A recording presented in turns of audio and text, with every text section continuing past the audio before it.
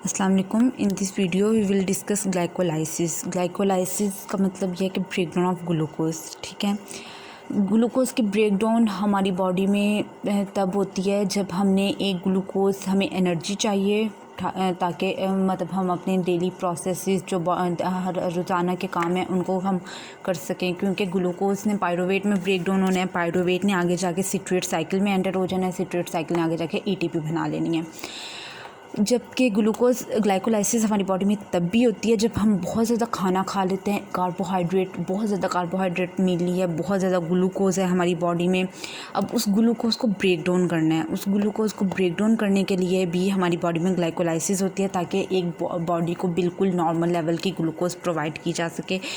अगर बहुत ज़्यादा हम ग्लूकोज हमारी बॉडी में हो जाएगी तो हमारी बॉडी हाइपरग्लाइसीमिया में चली जाएगी। ठीक है, जो कि वो भी और डायबिटीज़ होने का फिर उतनी ज़्यादा चांसेस डायबिटीज़ होने के होते हैं।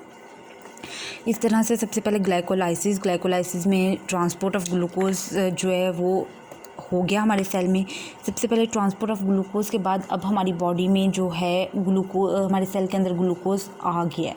ठीक है, अब ग्लूकोज सेल के अंदर आ गया, ग्लूकोज ने अब आगे ये सेल के अंदर जब आ जाता है तो ये बाहर भी निकलने के इसके चांसेस होते हैं, क्योंकि कैरियर ट्रांसपोर्टर्स इसको अंदर लेकर आए हैं तो ये बाहर भी जा सकता है। इसी वजह से हमें बॉडी में इसका लेवल मेंटेन, हमें सेल के अंदर इसको रोकना है, हमें इसको किसी तरह बाहर नहीं जाने देना।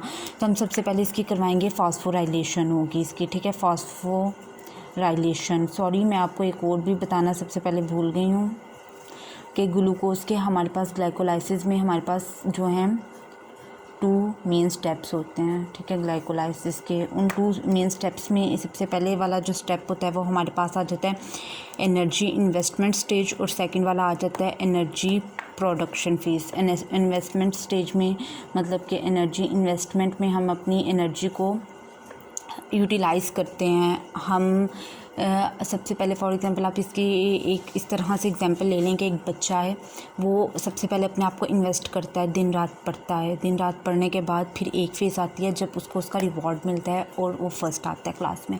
इस वजह से ये भी इसी तरह ही है कि एनर्जी इन्वेस्टमेंट फ़ेज़ होती है। ठीक है, और सेकंड आ जाती है हमारे पास एनर्जी प्रोडक्शन फ़ेज़ आ जाती है। ठीक है, इन्वेस्टमेंट और प्रोडक्शन फ़ेज़ आ जाती है हमारी बॉडी में।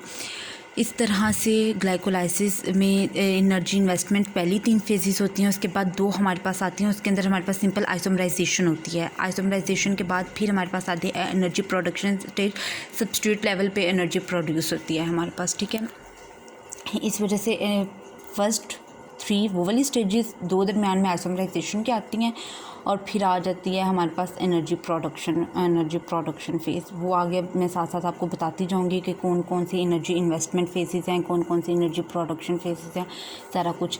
ग्लूकोज अब सेल से हमें डर है कि ये कहीं सेल से बाहर ना चला जाए, तो हम सबसे पहले इसकी फॉस्फोराइलेशन करवा देते हैं और इसको ग्लूकोज 6 फॉस्फेट में हम कन्वर्ट कर देते हैं। ठीक है, ग्लूकोज 6 फॉस्फेट में ये कन्वर्ट हो गया।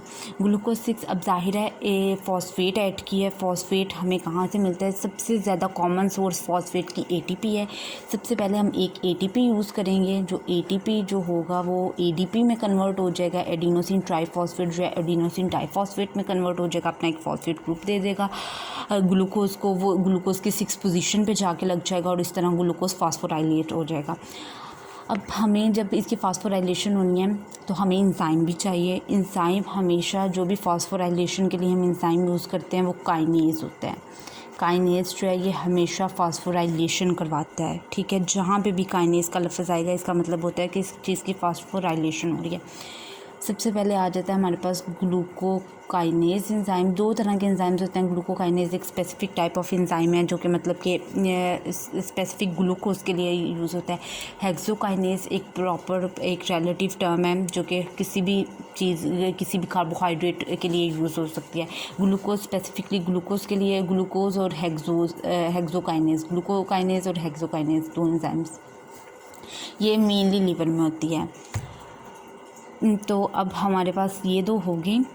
अब इन दोनों का, ये दोनों आइसोजाइम्स हैं। आइसोजाइम्स जो होते हैं हमारे पास, आइसोजाइम्स का मतलब ये होता है कि ये स्ट्रक्चरली डिफरेंट होते हैं, पर ये जो स्ट्रक्चरली ये डिफरेंट होते हैं बट ये जो एक ही केमिकल रिएक्शन को प्रोसीड कर रहे होते हैं, चला ये एक ही केमिकल रिएक्शन को रहे होते हैं कि केमिकल रिएक्शन जो होता है ना इनका वो एक ही होता है। फॉर एग्जांपल अब जैसे देखें दोनों एंजाइम्स हैं, चला वो किसको रहे हैं, ग्लाइकोलाइसिस को ही रहे हैं, किसी और एंजाइम को नहीं चला रहे।